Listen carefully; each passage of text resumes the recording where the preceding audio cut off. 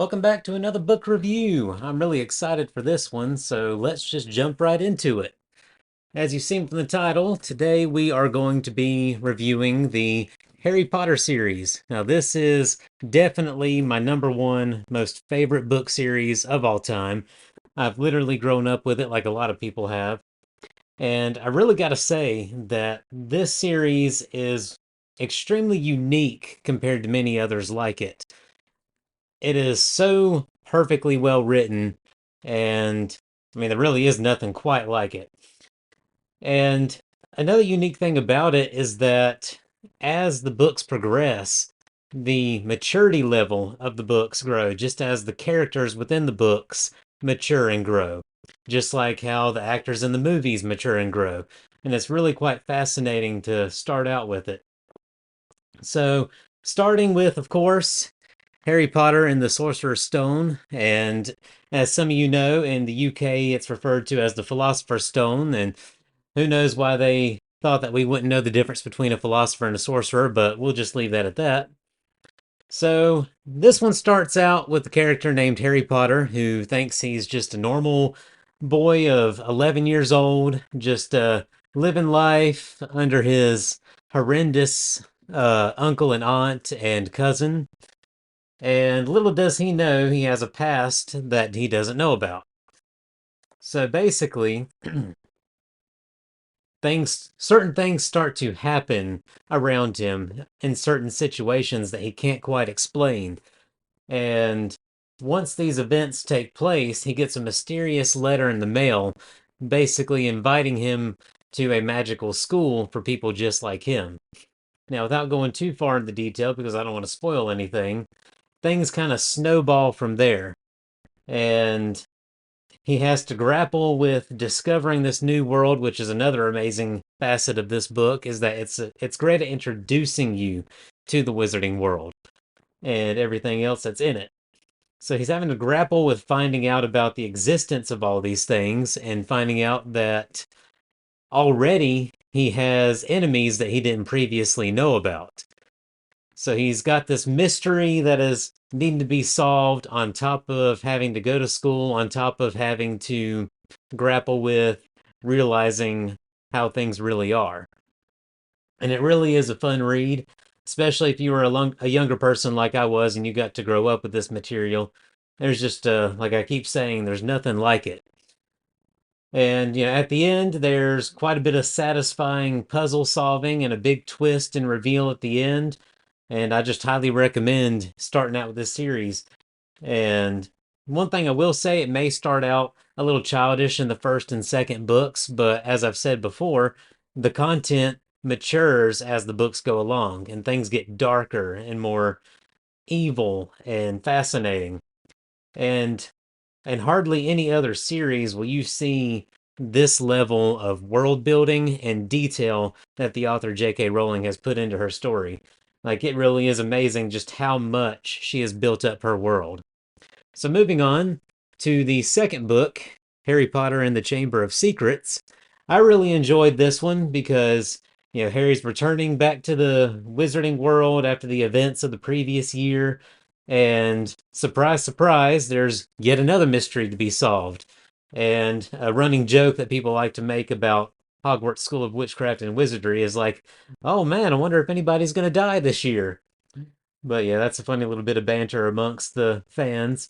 But there's some mysterious things happening in the castle again, and Harry's trying to solve the mystery. There's these voices that he's hearing that only he can hear, and you find out that there is a much larger reason for that later on in the book. And then you discover this mysterious character by the name of Tom Riddle, and then there's a major twist and reveal about his character at the very end. But, I'm going to try and keep away from spoilers. So that brings me to the third book, Harry Potter and the Prisoner of Azkaban. And out of all of them, this is one of my favorites in the series because it takes another fresh look into the wizarding world. We're in the third year of going to Hogwarts, and Harry's starting to learn more about his past and his parents and things like that. and there's a killer on the loose, someone responsible allegedly for killing 13 people at once. And word on the street is that he has it out for Harry as well, and used to be an acolyte of Voldemort. But long story short, as things progress, then you got yet another mystery that needs solving, and you got your A team, Harry, Ron, and Hermione, going at it again. And let's be real, if the trio didn't have Hermione, they would not have survived past book one. Let's just go ahead and get that out there now. Everybody knows it. But yet another big reveal about a certain dark character, allegedly dark character, at the end of this book. And this one really, it has a bit of a bittersweet ending, but it also leaves you feeling pretty satisfied at the same time because of something that Harry gains by the end of it. So that brings me to book number 4, Harry Potter and the Goblet of Fire. And I always like to describe this book as a big changeover in the series. It's in this book that, especially by the end, things really, really take a dark turn. Like, insanely dark. So, year 4 of Hogwarts. We got some things happening behind the scenes that we can't quite explain, we don't know the meaning of yet. And there's a new event taking place at Hogwarts that hasn't taken place in the series up to this point, and it's something that was actually previously outlawed, if I remember correctly. And it's called the Triwizard Tournament. So basically, you have the student population of Hogwarts and the student population of 2 other schools coming in to coexist together inside of the castle. And from each school, a champion is selected for this competition, and they are each representatives of their school in that regard. So they have to go through 3 different insanely dangerous tasks that ultimately will lead to one victor at the very end. And what this person receives is eternal glory. There's like a massive monetary prize at the end, and many other things that go along with the title. But as with any Harry Potter book, there's a massive reveal and twist at the end, and it really has quite the dark ending. And from what I recall, I can't really remember how I felt at the end of this one, if I was excited or if I felt, very sad by what happened to some of the characters in this book. So definitely a very intense read, this one. Which brings me to book number 5. And this is Harry Potter and the Order of the Phoenix. Starting to notice a trend here. The books get thicker for the most part as you go along compared to the first 3. So year 5 at Hogwarts. So we had a big reveal in the last book, and so now we have a big bad to work against again. The main villain has returned, and he's starting to do things behind the scenes to work against Harry to get at him, and that leads to a whole political disaster in the wizarding world, completely and totally directed at Harry and Dumbledore. So I won't go too much into detail on that, but there's some new blood in the school and the faculty teaching Defense Against the Dark Arts, and this might be the worst teacher that they've had yet. I mean, people can say what they want about the main bad in this series, but I'm pretty sure people hated her character a whole lot more than the main bad guy in this series, let's be real. Yep, you might even learn that you have quite the distaste for the color pink, and that's all I'm going to say about that. But things are taking a darker turn, and Harry's starting to learn that he's going to have to start taking even more things into his own hands with the help of his friends in order to actually solve the problems that are taking place. And so he ends up leading a group of friends along an adventure towards the end of the book in the main government of the British magical population known as the Ministry of Magic.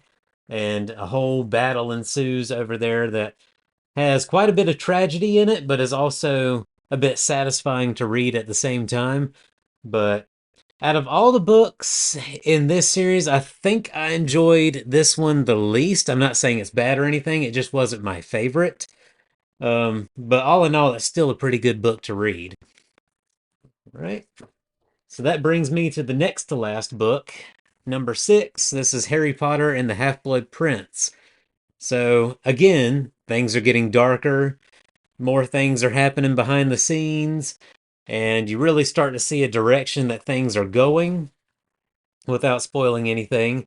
But Harry is finally starting to work more closely with Dumbledore to unveil the mystery behind everything that has been happening and why the main bad is as powerful as he is and how he got to where he is now.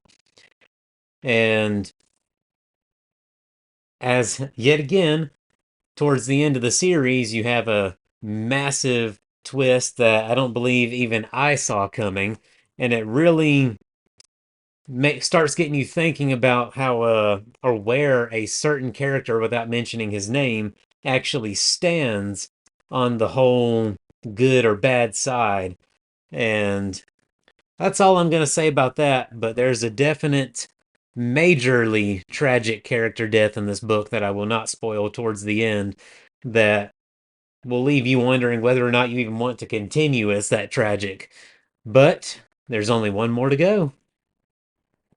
So this brings me to the last book in the series, Harry Potter and the Deathly Hallows. And as you probably already know, the movie that was made after this was split into two parts to fit in the insane amount of information that is within this book, the amount of things that are revealed and brought to light that these characters learn as they go about their adventure.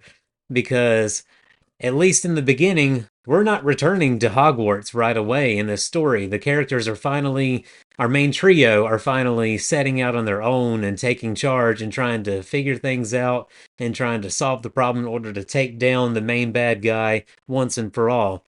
Because now they finally know the secret to his power and how that they can go about destroying it. So, if ever there was a series that was wrapped up with a nice little bow, everything problem solved as far as we're aware, like couldn't ask for a better ending, it's this book right here. She put everything into this. And like I've said before, as the books progress, the characters get more mature to the point where there's even some curse words in this book, but there's one in particular that I consider to be the most legendary statement made by a fictional character in all of book history, because there is nothing quite like a mother defending her child. Like, I think that's all I need to say about that. And most would agree with me how legendary what she says is, and especially with who it's directed at. All right. So, as you progress towards the end of the book, we start to get those final battle vibes, and everything's coming to a head, and it's all the stakes are high. It's everything, all or nothing at this point. And what I can say about the ending is that it is a super satisfying ending that wraps everything up, and you just have this great sense of feeling like Harry has finally found his place, accomplished his goal, and he can finally move on from all the bad things that have happened to him. And yeah, like probably one of the most perfect endings to a book you could ever ask for. So yeah, as I've said, this is one of my favorite series, if not my most favorite series of all time, and I highly recommend it to everyone to read this at least once. I've personally read them about twice, and I've seen the movies more times than I care to admit. So that's all I'm going to say on that. So thank you guys for watching, and I really hope you enjoy these books.